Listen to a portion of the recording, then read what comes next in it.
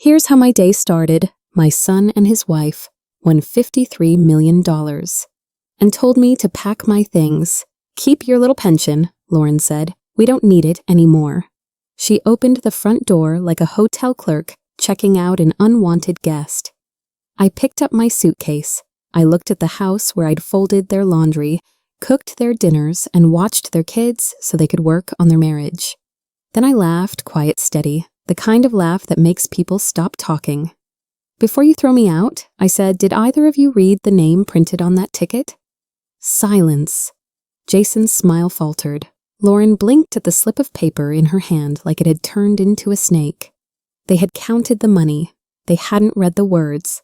"If you're new here, my name is Eleanor Brooks. I'm 67, a widow, and for 2 years I've lived in my son's spare room, paying more than my share, doing more than my part, and being told it was only fair.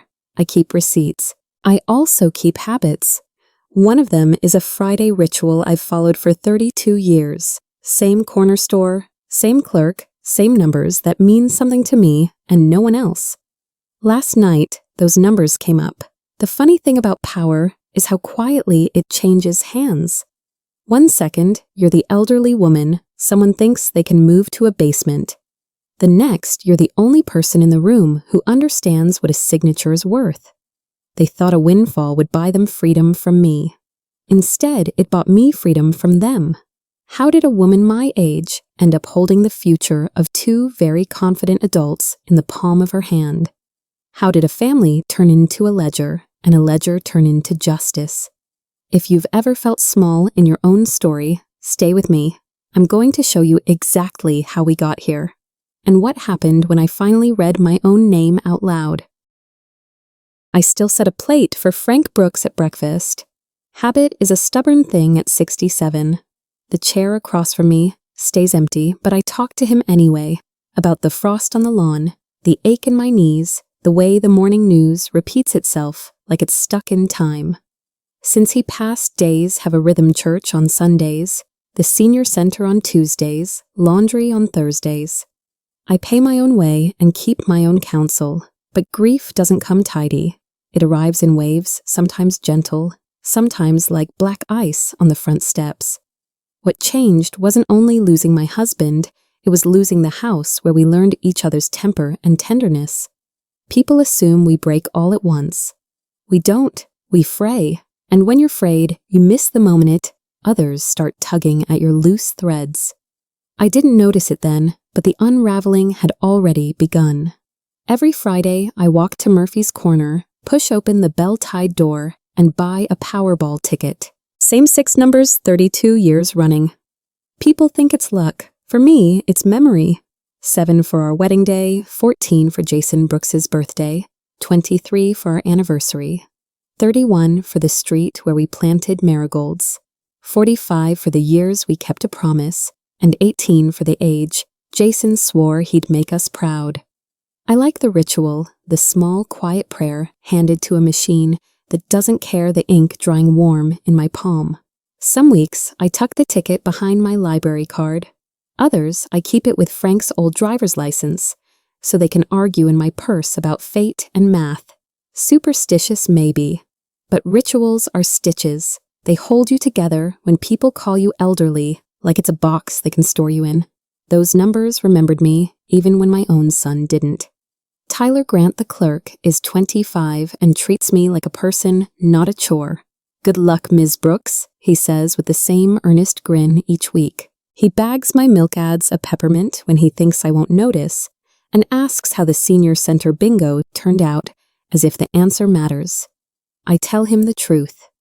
I didn't win the crock-pot, but I won a conversation that lasted a whole hour. Tyler's kindness is not the climax of my story, but it's the cushion that softens the fall. Imagine that a young man remembering my name in a world that keeps misplacing me. I leave Murphy's with bread batteries and a feeling that someone somewhere still expects me to show up tomorrow. I didn't know it then, but that good luck was a bridge I'd soon have to cross. Alone, steady, and without asking permission.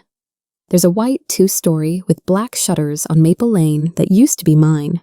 Frank painted those shutters every other summer while I handed him lemonade and critiqued his brushstrokes.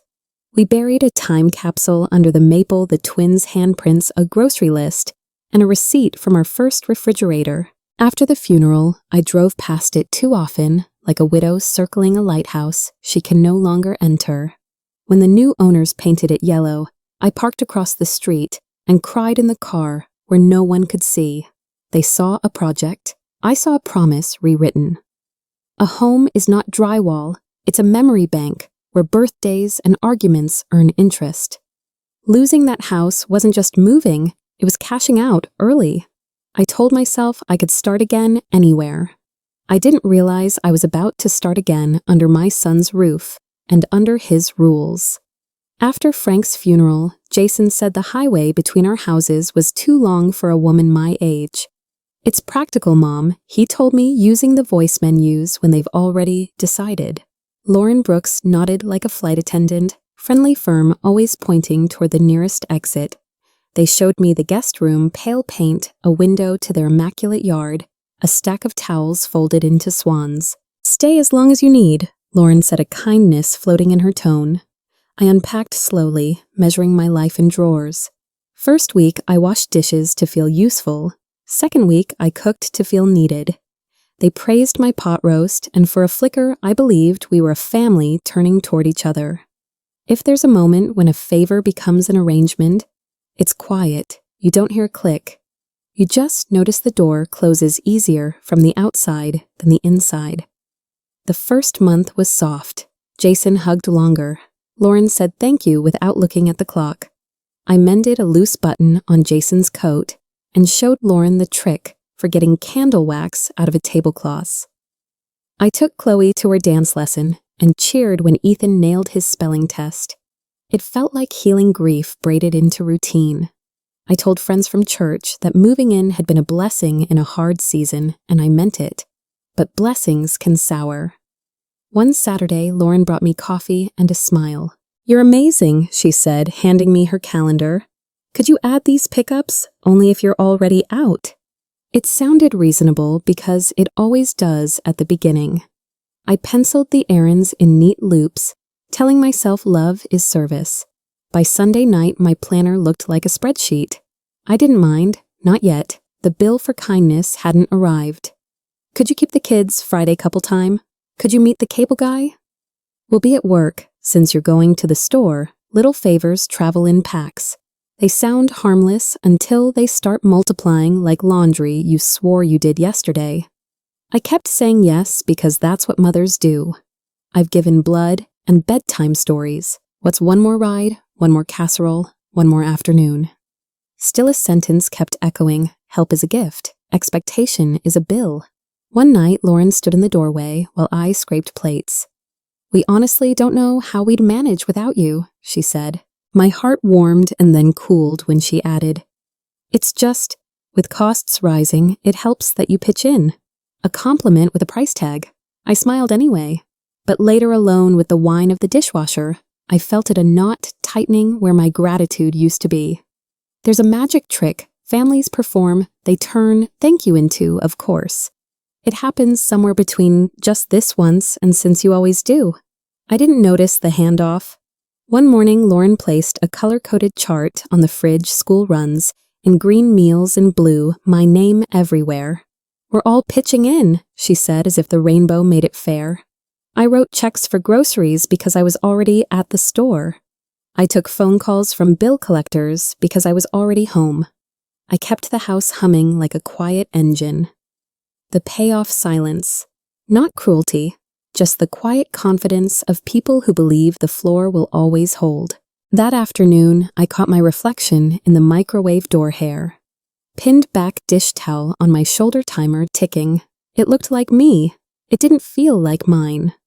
The list on the fridge fluttered in the air conditioning like a flag I hadn't agreed to salute. There's a word for what I became, but it wasn't spoken in that house. I wasn't a tenant, not truly a guest, certainly not an employee. I was a system. The shoes lined up themselves, the coffee brewed on time, the children's backpacks refilled with pencils, because pencils somehow appear when grandmothers care. I told myself purpose is a privilege. but purpose without respect is a leash. The day Lauren introduced me to her friends as such a help, they nodded past me, admiring the countertops. I cleared plates while laughter floated from the living room. I used to belong to a life. Now I was maintaining one. When the last guest left, I stood at the sink and watched my hands in the suds, steady, pruned, reliable. I realized reliability can be exploited the same way weakness can. That thought landed hard, like a plate you're sure will shatter if you set it down too fast. Just to make things clear, Lauren said, sliding a printed sheet across the table. So nobody feels taken advantage of. Rent for the guest room, utilities, household expenses. The total sat on the page like a dare, almost exactly my monthly Social Security check. Jason avoided my eyes. "It's temporary," he said. "We'll figure out a long-term plan." I held the pen the way you hold your breath underwater. Practical can sound like protection. It can also sound like control. I signed because pride is expensive and I thought peace would be cheaper. After I excused myself to the laundry room, pressed my forehead against the humming dryer, and let 2 quiet tears escape. I have signed marriage papers and medical forms. I know the weight of ink. This signature felt different. It didn't bind us together. It bound me to a version of myself I didn't recognize. At Lauren's dinner party, I served drinks, refilled the cheese board, and disappeared into the kitchen like steam. From the hallway, I heard my name in a voice that smiled. "It's perfect," Lauren told her friend Megan Hale. "Sorry, Eleanor handles everything, and her check covers most of it. It's like having live-in help, but better." Megan laughed. "You should teach a class." The tray in my hands trembled. I set it down and counted to 5 the way Frank taught me. When car trouble scared me on the highway, I didn't confront them. I loaded the dishwasher, wiped the wine ring off the counter, folded the napkins for the morning. People think the explosion is the climax. Sometimes it's the decision not to explode. In that silence, I named it not support exploitation. Naming is step 1. The next steps require light. I like clear weather. You can see what's coming. The night after the party, the forecast promised snow. I made tea and opened my notebook, the one where I track expenses and tiny injustices. Line by line, a picture formed: money out labor in respect missing. On the fridge, the color-coded chart flapped like a heartbeat. Upstairs, the house settled into sleep. I stood in the hallway and felt a stranger in my own life. Then a thought arrived, simple and sharp. If I don't redraw the map, they will. I turned off the lights and looked out at the first flakes dusting the street. Tomorrow was Friday. Murphy's Corner would be warm, and Tyler would say, "Good luck," like he meant it. I didn't know it yet, but luck was already walking toward me, carrying my name. The last thing I did before bed was lay out my winter coat. I was done being easy to ignore. Jason started coming home later. Conference calls bled into the evening, then into weekends. He'd walk past the sink I'd just cleared, kiss the air near my cheek, and aim straight for his office. "Busy season," he said, as if seasons didn't also bring holidays, birthdays, and the small talk that makes families feel real. I set dinner aside in labeled containers and slid notes under his door like a secretary from another era heat at 350 for 20 minutes. On Sundays, he sat beside me at church phone, face down on his knee. Eyes somewhere else. Loneliness in a crowded house is a special kind of quiet. You hear ice clink in someone else's glass and realize no one hears yours. I kept telling myself grief was making me dramatic, but every night the hallway stretched longer and his shadow stretched thinner until one evening I set a plate for him and left it untouched, proof that a son can be near and not present at all. I paid rent on the guest room and somehow rented responsibility for the rest of the house. If a light bulb went out, I had a new one in before anyone flicked the switch. Towels folded themselves, groceries walked into the fridge, and arranged their labels to face forward. I kept track of milk batteries, permission slips, and birthdays that weren't mine. "You're so organized," Lauren said, pointing to the calendar I color-coded to keep everyone from tripping over life. I didn't say the colors were bleeding into each other. turning my days the same shade of useful. When a neighbor complimented Lauren on her immaculate kitchen, she said, "We've been really disciplined about routines," and I smiled at the floor. Discipline is a wonderful thing, especially when someone else maintains it. That night, the dishwasher hummed like a lullaby. It wasn't singing for me. I stood in the blue glow and realized this house didn't run on electricity. It ran on me. The contractor spread drawings across the table, measuring our future in inches. "We can do a kitchenette down there laminate instead of tile cheaper for one elderly person." He didn't say my name. He didn't need to. The word elderly sat in the room like a stranger with my face. Lauren nodded briskly. "We don't need fancy," she said. "It's just for her." I felt the way you feel in a doctor's office when they speak over you, around you, about you never to you. I asked about windows. He said basement windows are small by design. "You'll be cozy," he added, as if light were negotiable. I looked at the stairs and pictured my knees in February. Practical, they called it. I thought of the white house Frank and I painted every other summer, hands sticky with sunblock and lemonade. No one ever called that practical. We called it home. When the contractor packed up, he left me a tape measure. I didn't need it to know I was being sized down.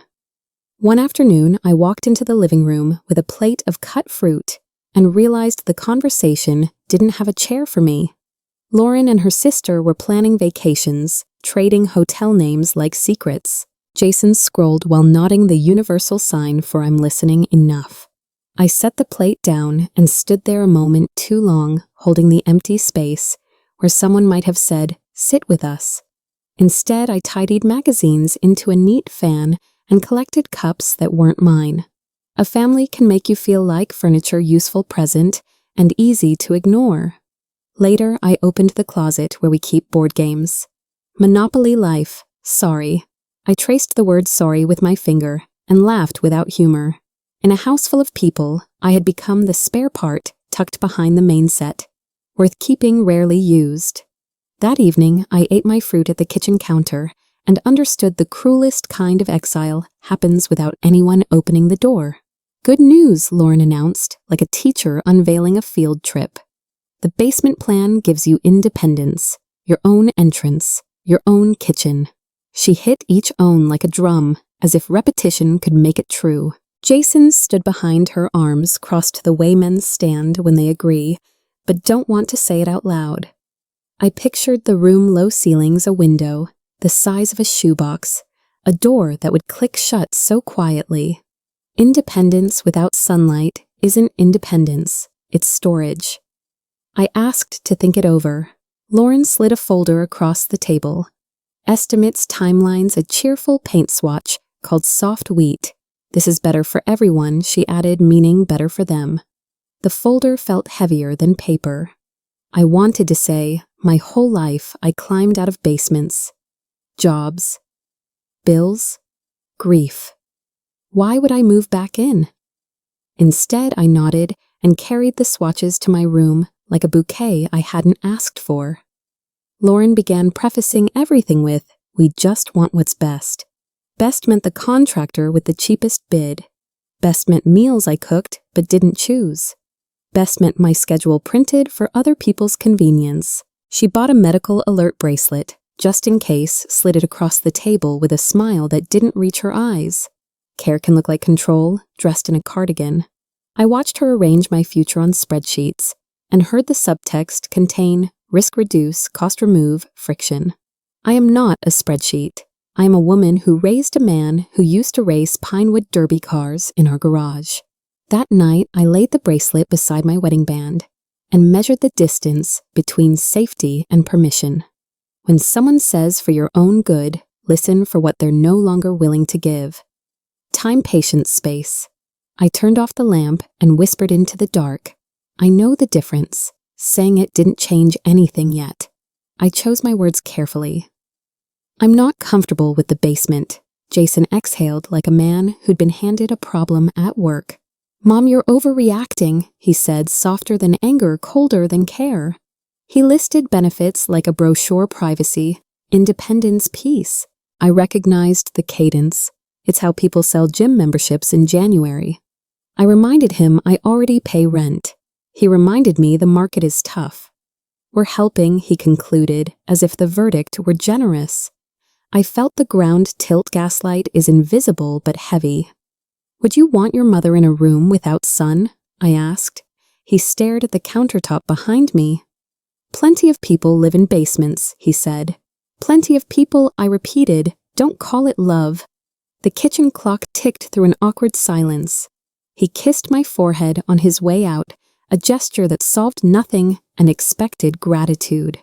The door closed. I stood very still and decided I would not apologize for wanting light. I took a legal pad and wrote options at the top, because naming choices is how you find them. Apartment listings discouraging, senior housing 2-year wait, moving back to our old neighborhood impossible without the house. I called Linda Carter, my cousin, in Minnesota. She offered a spare room and a winter of snow piled higher than pride.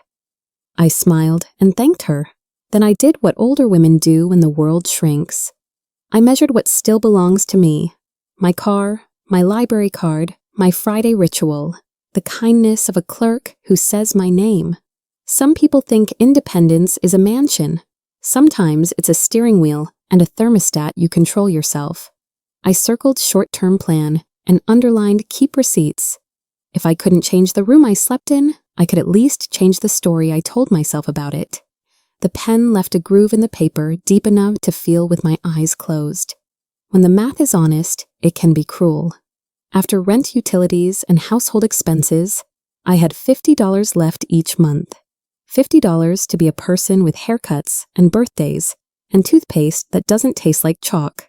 I made a list titled Luxuries, then crossed out fresh flowers, the good tea, and new slippers for winter. I kept gas money because freedom needs fuel. Lauren mentioned a new dining set investment pieces, she called them, while I priced ground turkey against chicken thighs in my head. Jason suggested I skip bingo to save on gas. I suggested he skip golf. We both smiled like people in a toothpaste commercial. That night, I opened my wallet and counted 20s, as if they could multiply under pressure. They didn't.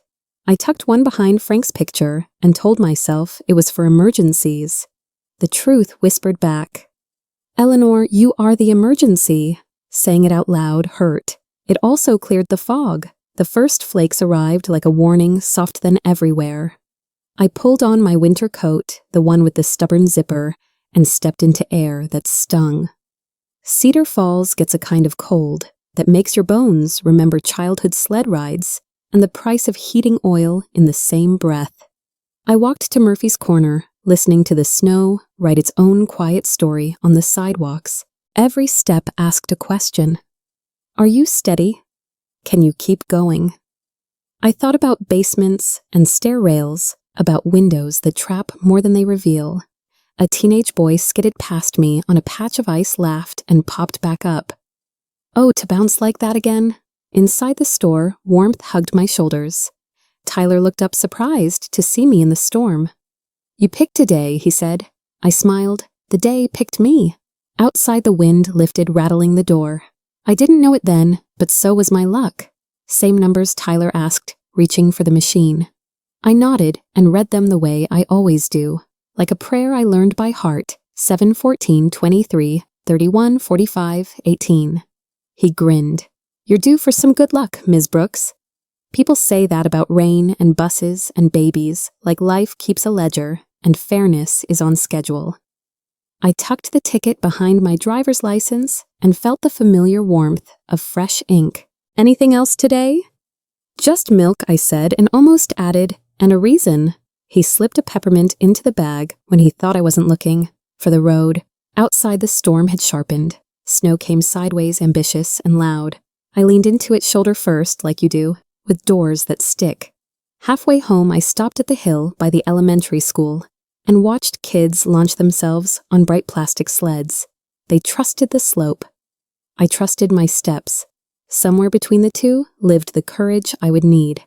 Back home, the house sounded like wind moving through a seashell present. Distant, not mine.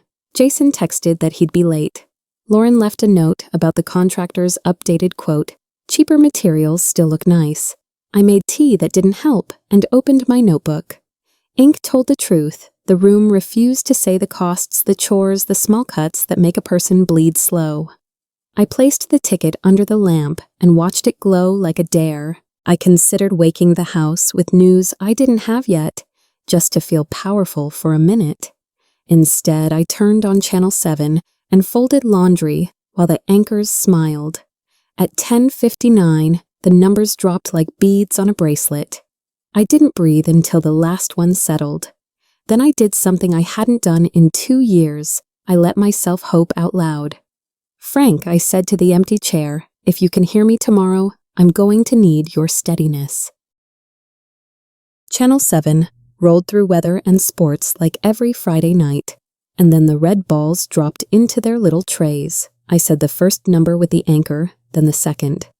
By the third, my chest forgot how to rise. Fourth matched, fifth matched. When the Powerball landed, the room went very still, like the house itself was holding its breath with me. I didn't shout, I didn't jump. I stared at the screen while the anchor smiled the way people smile at other people's miracles. I looked at the ticket under the lamp glowing, like it knew something I didn't yet. 67 years, and suddenly the air felt wider. I thought of basements and shoebox windows, and the word elderly said like a filing label. My hands trembled not from fear, but from the weight lifting off them. In the quiet, a sentence formed so clear it sounded spoken. "Eleanor, your life just changed. I have packed lunches, balanced checkbooks, and caught typos in church bulletins. I know verification." I read each number on the ticket, touched each number on the screen, and did it again with my reading glasses on, and once more with the sound muted so nothing could trick my ears. I wrote them on a sticky note, 7/14/23, 31/45, 18, and lined them up like the 6 beads of a rosary I didn't know I carried. The math didn't care about basements. It didn't care about color-coded chore charts. It cared that 32 years of ritual had landed exactly where I'd asked. I set the ticket under a glass paperweight shaped like a lighthouse, the kind Frank loved, and waited for panic. It didn't come. Relief did slow tidal. Still habit tugged. What do I make for breakfast? Who needs driving? What's the list for Saturday? Then another thought, I can choose the list now. I can choose. Winning didn't feel like fireworks. It felt like a crown placed so gently I almost missed the weight. I sat at the table and listened to the heater knock on the walls like a polite visitor. The words arrived one by one. I won. Not we, I. The ticket was in my purse, my dollars, my numbers. I remembered Lauren's folder labeled Independence Plan with laminate flooring and a window that called itself light. A smile surprised me. Small, private, the kind you hold behind your teeth when you're not ready to share it. I whispered, "Frank, if you're out there, you'll want to hear this," and felt steadier just saying his name. Outside, the storm hissed against the glass. Inside, I drew a line down a fresh page in my notebook. Left what they expect, write what I will choose. A woman learns to separate hope from habit. Tonight, I learned to separate mine from theirs. My first instinct was old muscle memory, tell the family. Announce good news. Wake the house and let joy run around in its socks. I pictured Jason's face, brightening, Lauren clapping her hands, the children bouncing like kernels in a hot pan. Then the reel kept playing the basement plan, the bracelet for your own good, the contract that emptied my check before I could buy flowers. Good news doesn't erase patterns, it reveals them. I stood at the foot of the stairs with my hand on the banister and remembered the dinner party like having live-in help but better. I lowered my hand. I have given them everything first-time labor patience. Tonight, I would give myself something first time to think. I made tea, sat with the steam, and let my heart slow. Love is not secrecy, but strategy is survival. I folded the ticket back into my wallet and closed the door I almost opened. I set a timer on my phone, 8 hours a boundary I could see. In that space, I outlined a life. Call the lottery office, Call Alan Pierce, the attorney who still returns calls same day. Do not sign anything. Do not celebrate publicly. Do not claim with company. Research annuity versus lump sum. Sleep at least 3 of the 8 hours because clarity needs rest. I wrote 3 sentences for morning 1. This is my ticket. 2. I will live with light not under it. 3. I'm not negotiating dignity. I printed them in big letters and tucked them in my robe pocket. Like a script for a role, I was finally ready to play myself. I placed the ticket in a fresh envelope, wrote my name across the front, and sealed it. Finally, I turned off the lamp and lay in the dark, listening to the storm tidy the streets. When the timer chimed, it would be my day. Morning arrived the way storms end.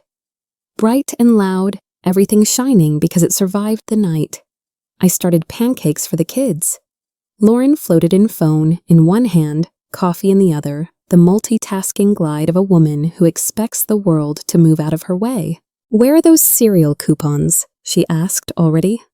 Opening my purse on the counter as if it were a community drawer. Side pocket, I said, turning the burner down. The envelope slid out with the coupons. Her fingers paused. Her eyes found my name written in bold. What's this? The room shrank to the space between her hand and my life. She pulled the ticket free, face changing the way weather does. Sun to lightning in a blink. Jason, she called, voice higher than coffee allows. I wiped my hands on a towel and felt the plan I'd made rise to the surface like a lifeboat. Jason came jogging in golf shirt, half-tucked the picture of a weekend that assumed itself. Lauren thrust the ticket and her phone at him. Check it. Check the numbers. He did.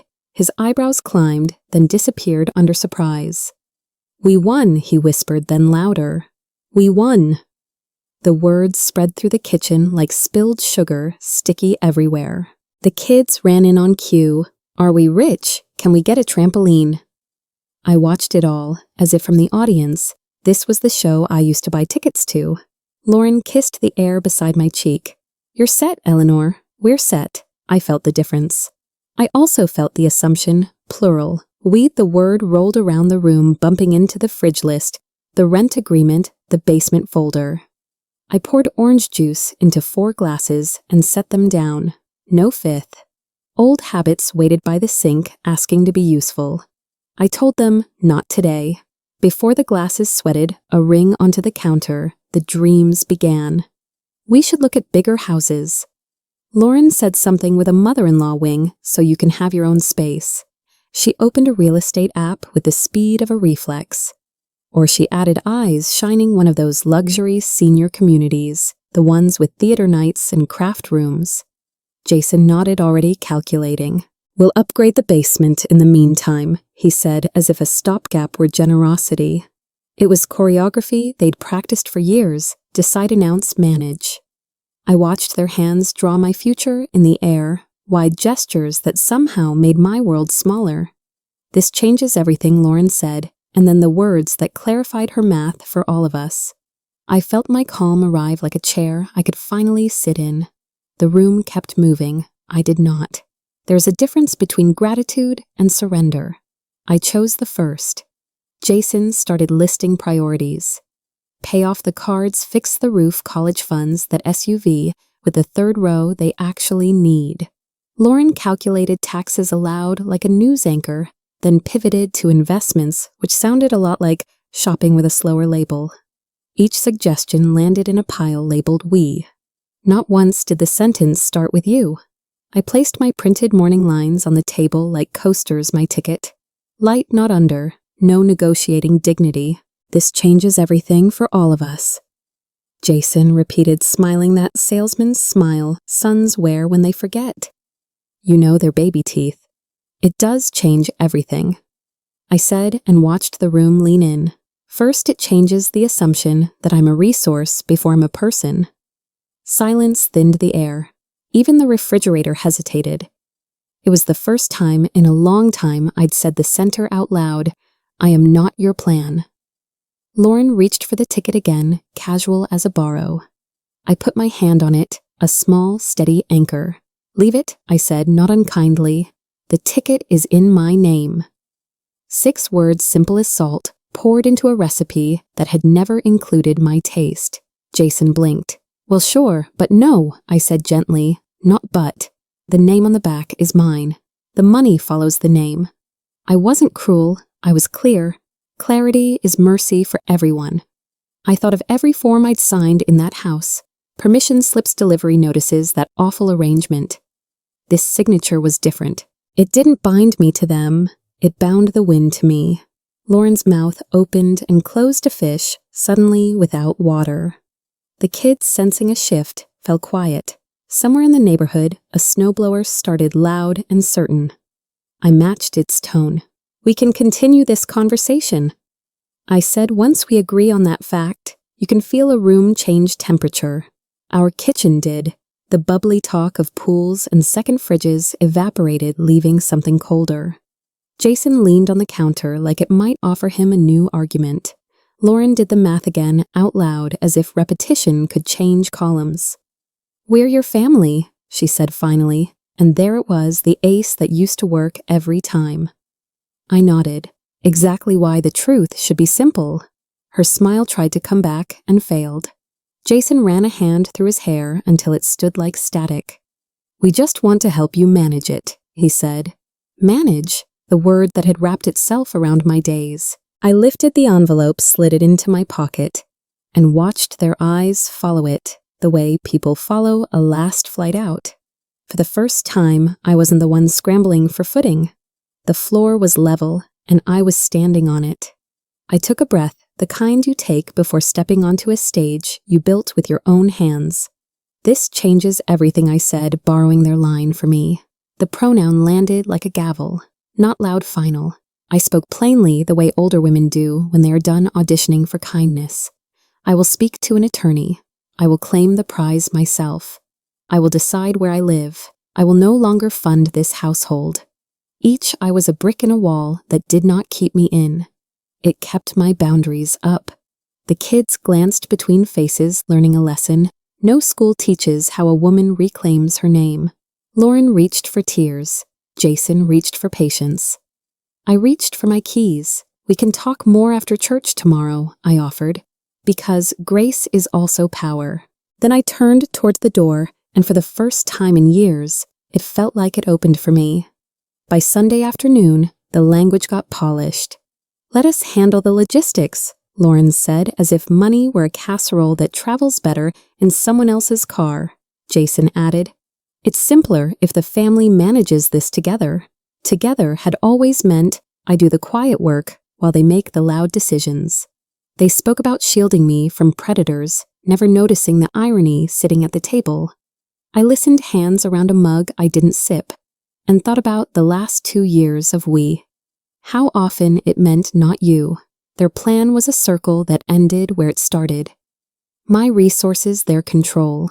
I pictured basements, bracelets, and binders with tabs.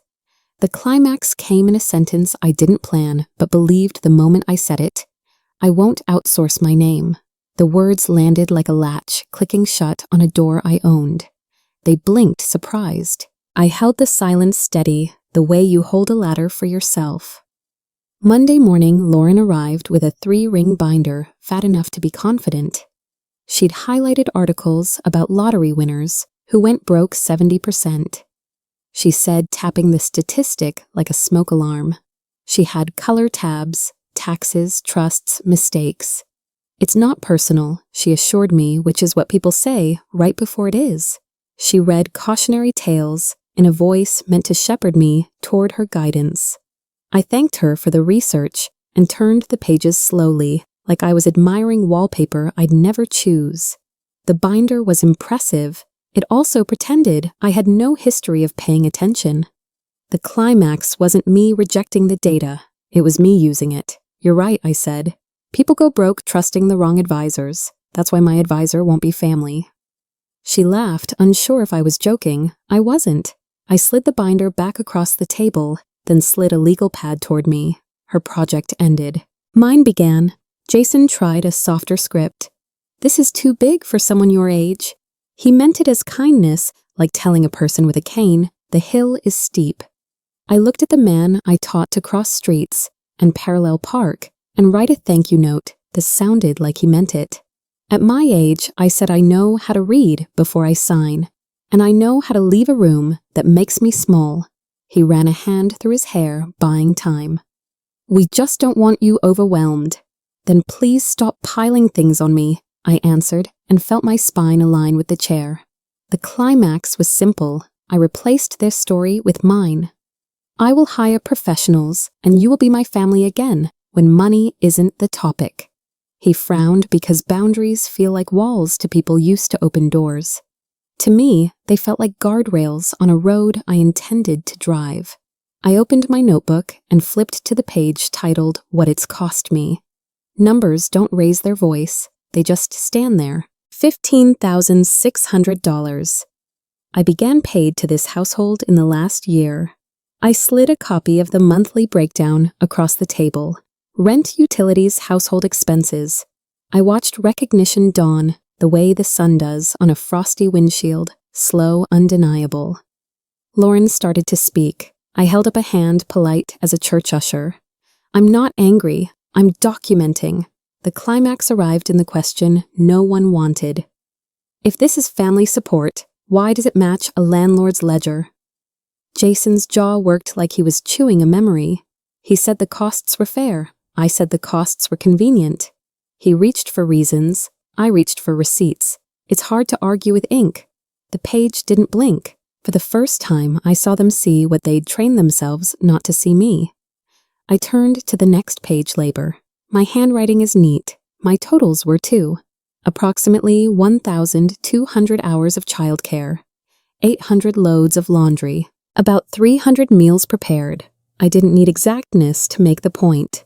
I needed scale. If we paid that at modest rates, I continued, it exceeds what I paid you. Silence moved in rearranging the furniture. Lauren said, we never asked you to do all that. I looked at the chore chart with my name in 4 colors and said nothing. Sometimes proof is a refrigerator door. The climax wasn't shaming them, it was reclaiming value.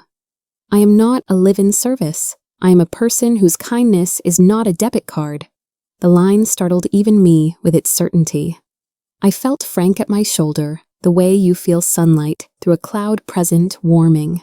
Jason nodded once tiny, and pained the way people do when truth finally clears their throat. There's a particular quiet that visits when people run out of angles. It's not peace. It's empty. The kitchen had it. Lauren traced the edge of her binder as if a new tab might save her. Jason stared at a spot on the table where my legal pad had been. I poured water into 3 glasses and left theirs untouched. We all listened to the clock. The climax came when no one filled the silence with a discount apology. No sorry you feel that way, no miscommunication. The absence was honest. I stood, gathered my papers, and said, I'm going to take a drive. Where Jason asked the way boys do when the rules rewrite themselves. Somewhere I'll be spoken to, not about. I replied and walked out. The door latch sounded crisp like a page turning. On the porch, the winter air met me with a clean sting. For the first time in months, I felt oxygen reach every room inside me. By noon, Cedar Falls had questions. News vans idled at the curb cables, unspooling like vines. Lauren straightened her hair, stepped outside, and told them we were grateful as a family. She used the word blessing enough times to make it believable to anyone who hadn't been in our kitchen. A reporter asked for me. She's resting, Lauren said, positioning herself between the lens and my front door. I watched from the window and felt old stage fright rise then settle. I opened the door and walked down the steps. The microphones leaned like flowers toward light. I'm thankful I told them, and I'm making plans to live independently. The climax was the phrase that followed steady and plain. I've been paying rent here. Cameras don't gasp, but people do. I wasn't cruel, I was clear. I answered 3 more questions, thanked them, and left Lauren in a frame. She'd chosen smiling beside a truth she didn't. The follow-up question was direct. Are you saying you're more tenant than family? I looked directly into a lens and thought of every older woman watching from a recliner with a blanket across her knees. I'm saying love looks like respect, not invoices, I said. And I'm saying I'll be a guest in my son's life, not a line item. The climax was the pivot from my house to our town. If anyone at home recognizes this story, you're not alone. I kept it short. Clarity keeps attention. I stepped back. The reporter thanked me with her eyes the way women do when truth gets a microphone. When I turned, Lauren stood on the porch, smiling so hard her face looked tired. "That wasn't fair," she hissed under her breath. "No," I said, walking to my car. It was accurate. Accuracy, I've learned, is a kind of mercy. It gives people a chance to change if they want to. Alan Pierce still keeps a candy dish and the same steady lamp he had when Frank and I signed our wills. He listened without interrupting, then slid a legal pad toward me, matching my habit. First, he said, "Congratulations." Second, "We protect you."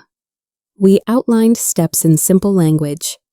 Claim privately, consider the annuity, establish trusts, limit contact about money to scheduled times with witnesses. He never once spoke over me. He asked, "What do you want most right now?" I surprised both of us. "Windows," I said. He smiled. "We can arrange more than that." The climax arrived in a sentence that changed the frame.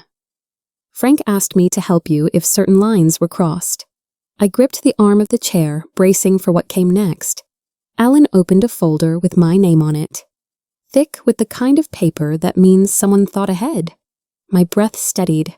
For the first time, the future felt like paperwork I understood. Alan chose his words like stepping stones.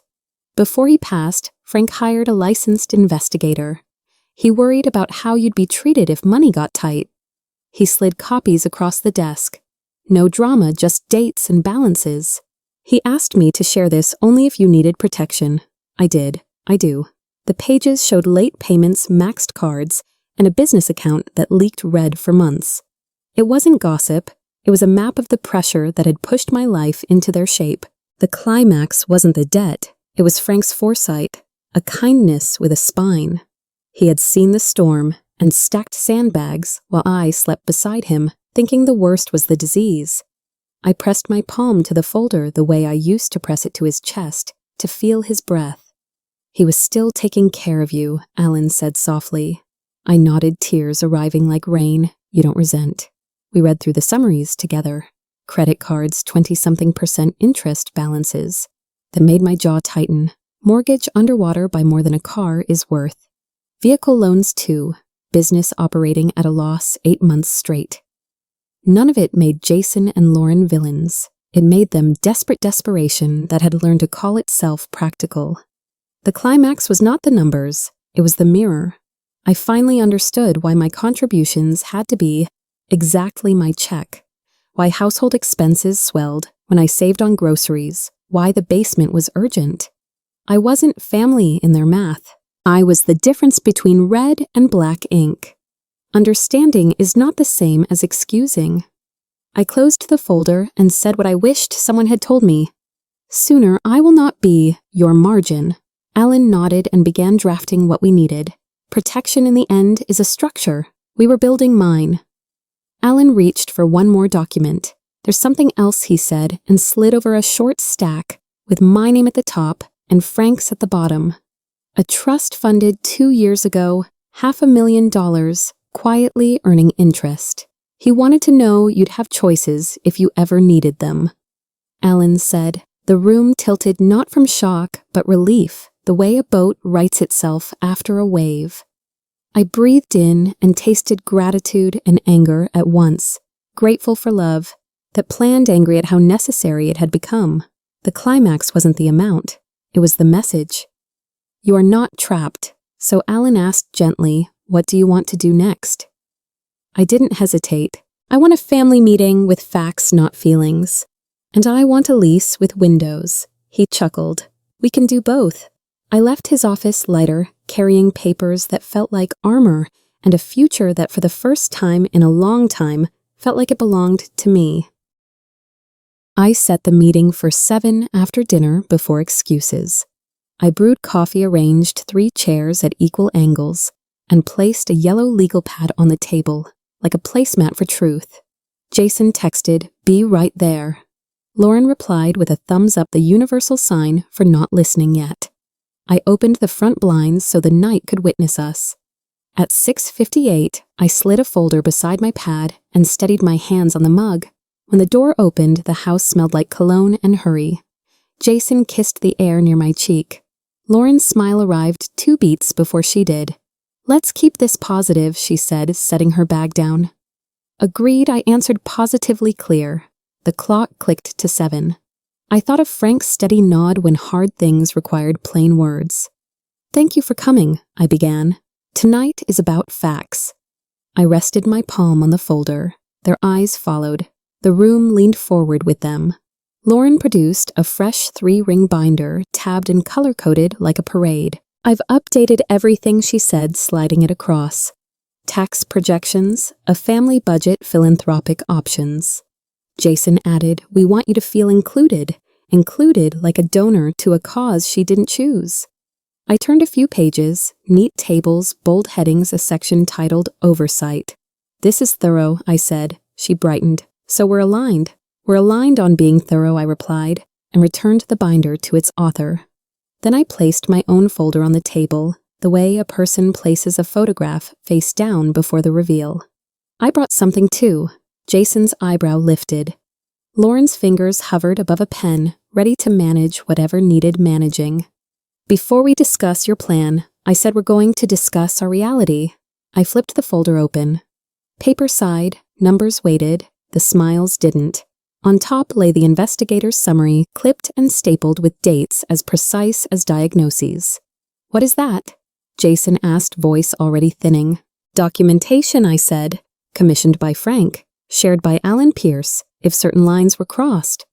I slid the first page toward them. Credit card balances, payment histories, interest rates that bit. Lauren's color drained the way snow melts, slow and undeniable. "This is an invasion," she whispered. "This is protection." I answered, purchased by a man who knew me, and apparently knew you. Jason reached for indignation and found nothing to hold. "Dad wouldn't." "He did," I said gently, "for me." I let the silence make room for gravity. "Papers don't shout. They weigh. We can ignore stories." I added, tapping the margins, "but ink doesn't forget." I turned the page. The room stayed very, very still. I read like a weather report, no thunder in my voice, only temperatures dropping. Credit cards across 6 accounts, $47,000. Mortgage underwater, 32. 2 vehicle loans, 18. Business at a loss, 8 consecutive months. I slid copies of each summary lined up like place settings. "This," I said, "is why the rent had to match my check. Why household expenses swelled when I bought groceries. Why the basement needed to be urgent." Jason stared at the table as if numbers might blink first. "We've had setbacks," he said. "Everyone does. Everyone doesn't fix them with their mother's Social Security." I answered, calm as a plumb line. Lauren lifted her chin. "We opened our home. And closed your hearts," I said, not unkind. The clock in the hallway chimed the quarter hour. The sound carried down the years. I turned another page. No one moved. I set a fresh sheet on top my math. $15,600 to this household last year, I began. At conservative rates, 1,200 hours of childcare, 800 loads of laundry, roughly 300 meals. Valued modestly, that exceeds 25,000. I let the figure hang between us, like a ceiling fan gone silent. "Add both," I said, "and you've cleared more than 40,000 from my back, and my check in a single year." Lauren's eyes flashed. "We never asked for all that." I glanced at the rainbow chore chart, still magneted to the fridge. "You didn't need to." Jason swallowed. "We were under pressure." "Pressure explains," I said. "It doesn't excuse." The climax was a sentence I'd practiced once and meant twice. "I am not your margin." The words landed measured, final. No one argued with them. They couldn't. I placed my hand on Frank's letter, just 3 lines in his square handwriting, dated 2 months before the hospital. "If they make you small," it read, "call Alan. You don't owe anyone your peace. I breathed once, then looked up. Frank knew I said, and he protected me. Jason's face cracked along an old fault boy and man pulling in opposite directions. He should have told me, he muttered. He hoped he wouldn't have to, I replied. So did I. I slid the letter back into its sleeve, feeling its warmth like a pocket heater. Lauren dabbed her eyes, searching for a version of remorse she could live with. We love you, she said softly. Love is a verb, I answered. It has receipts. I didn't raise my voice. I didn't need to. Frank had done the loud part already. He had believed me before I knew I'd need believing. Lauren cried. The room adjusted to accommodate it the way families do. By habit, I handed her a tissue because compassion is not a faucet I'm willing to shut off. We never meant harm, she said. We were drowning, and you stood on me to breathe. I said even not cruel. Jason reached for my hand and found only paper. What do you want us to do? He asked. Hear me, I said, then honor what you hear. I pushed my notebook to the center so all of us could see the words I'd written after the storm. My ticket, light not under, no negotiating dignity. These are my non-negotiables, I said. They're not punishments. They're boundaries. The climax wasn't their apology. It was my refusal to trade clarity for comfort. Lauren's tears slowed. The math stayed. Outside a plow scraped the street, steady, indifferent, reminding me that movement doesn't ask permission. I placed one last document on the table, a signed lease. Meadowbrook Senior Community, I said. 2 bedrooms, southern windows, Tuesday book club, Wednesday Tai Chi. I move in next month. The relief in my chest surprised me with its size. Jason blinked hard. You already signed with my name, I said, and felt the sentence stand up straighter. I'll be a guest here when I visit, not a tenant who funds the lights. Lauren protested reflexively. We can make the basement nicer. Basements are for storage, I said. I am not inventory. I listed logistics the way men respect lists. Forwarding address utility changes, a truck scheduled. We will co-parent holidays, I added, and we will not talk about money unless my attorney is present. It sounded stern. It felt sane. Behind the fear, I recognized a familiar spark. The woman who once bought a house with black shutters and believed she could keep the paint fresh. There's one more change, I said. Effective immediately, I won't be contributing my Social Security to this household. The sentence landed with a thud they could hear in their budget. Jason's jaw tightened. Lauren's fingers moved like she was counting without a calculator. We relied on that, she said. I know, I answered. That's the problem. I slid an index card across the table numbers for a credit counselor, a budgeting class at the library, the name of a part-time bookkeeper who helps small businesses breathe. I was not vindictive. I was finished. Frank used to say, late corrections save the trip, I added. Here's your chance. The climax was quiet. I stood, gathered my papers, and left their glasses of water untouched. When you stop watering a story that doesn't love you back, it stops growing. Jason opened his mouth, then closed it. Some truths require closed mouths before they can change hearts. I carried one suitcase down the hall, the same one I'd brought in after the funeral. It felt lighter. At the doorway, I paused, not for blessing, just for breath. Family photos lined the wall, Jason with gap-tooth grin, Lauren at a company picnic, Chloe and Ethan sticky with summer. I don't hate these people, I told myself. I'm simply done being their solution. I stepped onto the porch. Evening had the blue of forgiveness. The air bit and then warmed the way courage does once it finds room. Behind me, the house murmured pipes and memory settling. In front of me, the car waited with the engine I pay for, and the seat adjusted to my height. I opened the door, and for the first time in 2 years, it felt like a door opening to something not from something. The street lamps blinked on. I smiled at their timing. Some lights, it turns out, are motion activated. So am I. Here's what I know now. Respect isn't something you beg for. It's something you enforce with boundaries, receipts, and a steady voice. I walked into this story bent. I'm walking out, standing up. It is not too late. Never too late to call your life back by its name, to choose windows over basements, light over be practical. Frank used to say, justice delayed isn't justice denied. It's justice with better timing. And he was right. This is that timing pressure released. Truth restored, message clear. A good ending doesn't just close a door. It opens one you own, and it invites you to step through it with purpose. Release, then message, then a human invitation to act, not just applaud. So if you're watching this from a kitchen that runs on you, from a room with too little sun, hear me, your voice counts, your name matters, and your next choice can be yours.